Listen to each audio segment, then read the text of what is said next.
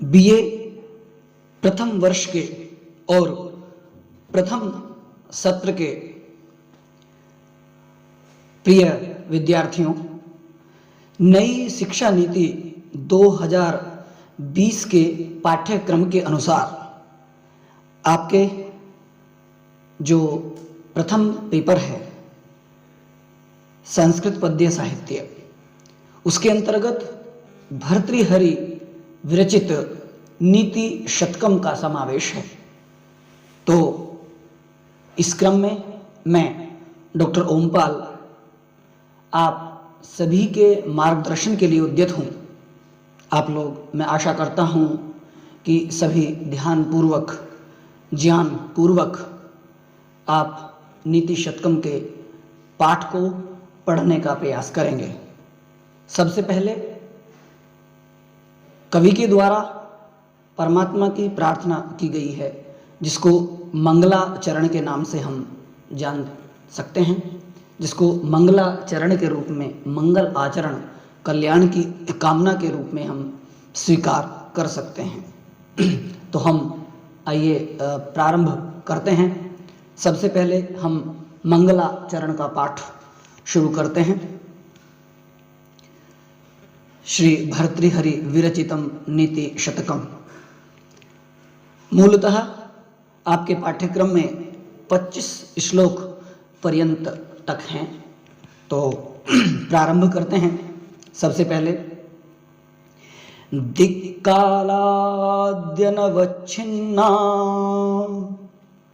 अनन्तचित् मात्रमूर्तये, दिक्कालाद्यनवच्छिन्ना अनन्तचिन्मात्रमूर्तये, स्वानुभूत्येकमानाय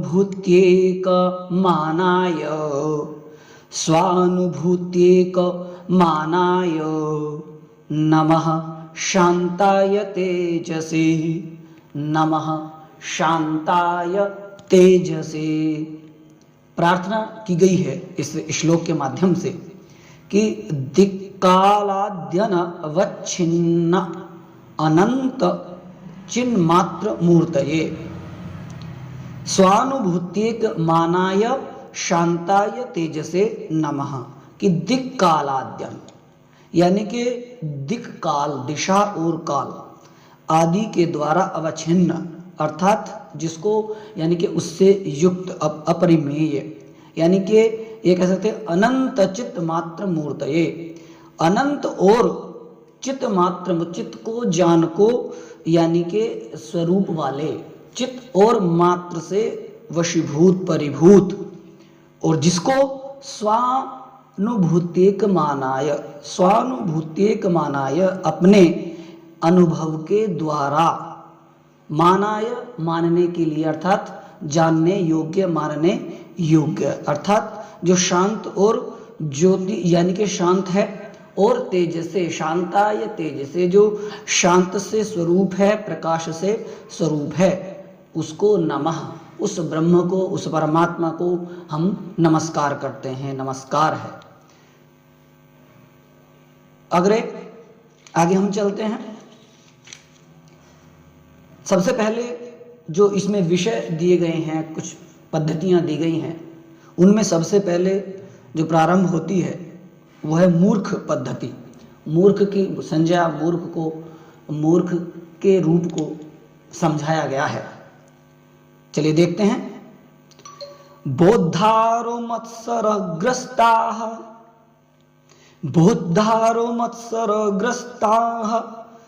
प्रभवः स्मयदूषिताः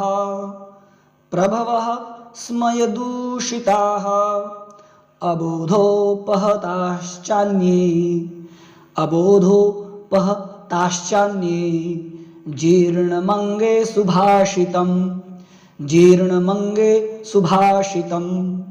क्या कहा है कि बोद्धारः मत्सरग्रस्ताः प्रभवः स्मयदूषिता, कि अर्थात जो पंडित गण हैं, जो विद्वान हैं, मत्सरग्रस्ताः, वो क्या हैं?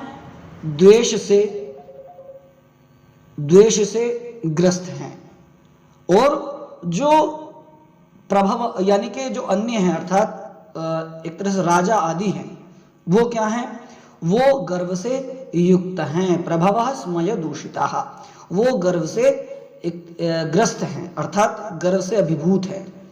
और बाकी और अन्य च अबोध पहताः, जो और अन्य लोग हैं उनके अलावा वो अज्ञान के द्वारा सताए गए हैं, वो अबोध हैं, यानी कि उनके अंदर ज्ञान की कमी है, वो अज्ञान के सताए हुए हैं।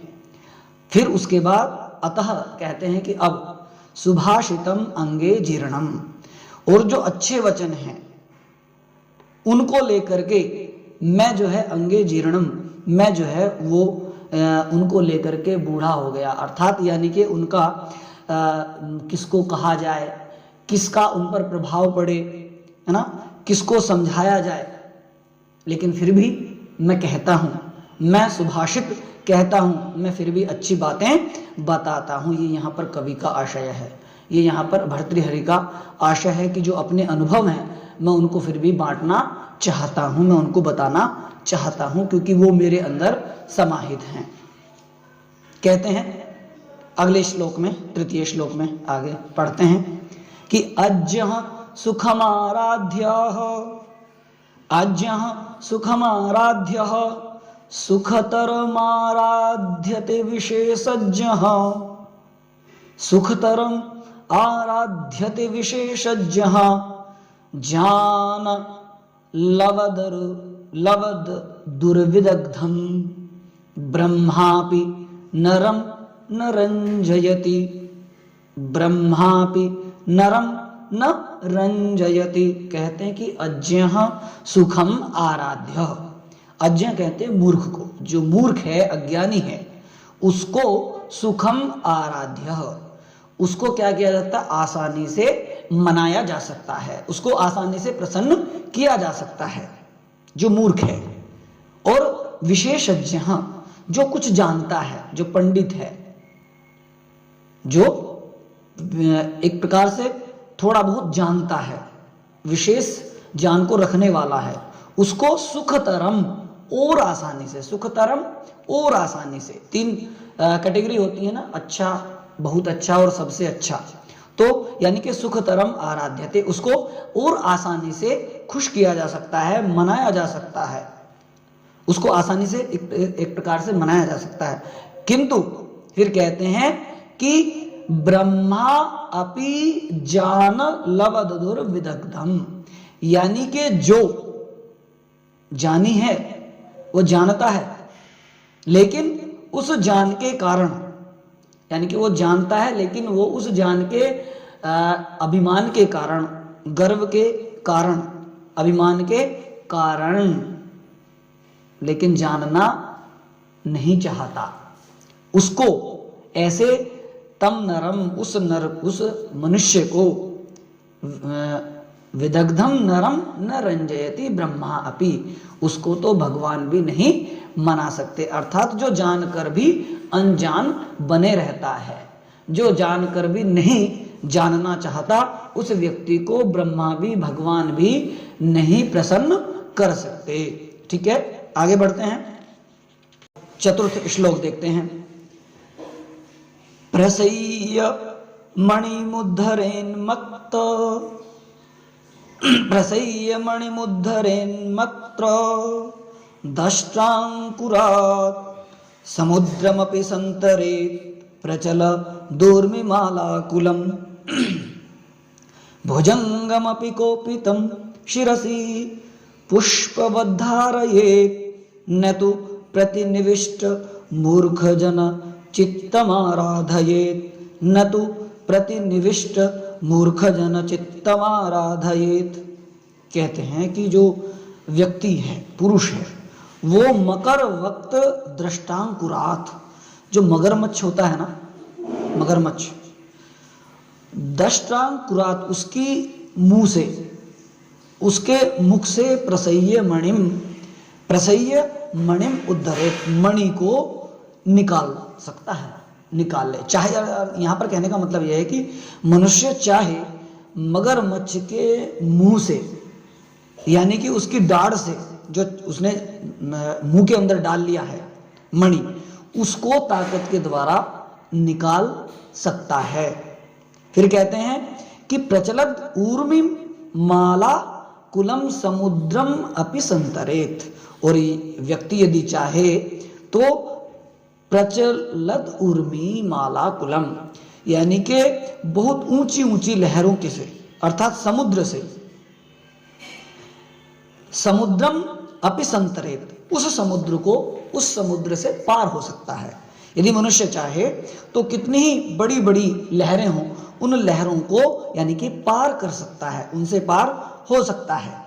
और फिर कहते हैं कि कोपितम अपि भुजंगम शिरसि पुष्पवत धारयेत, और मनुष्य ऐसा भी कर सकता है कि क्रुद्ध हुए, कोपितम अपि, क्रुद्ध हुए भी, भुजंगम शिरसि, जो सर्प होता है, जो सांप होता है, उसको शिरसि, सिर पर, पुष्पवत, फूल के समान, माला के समान, धारयेत, धारण कर सकता है।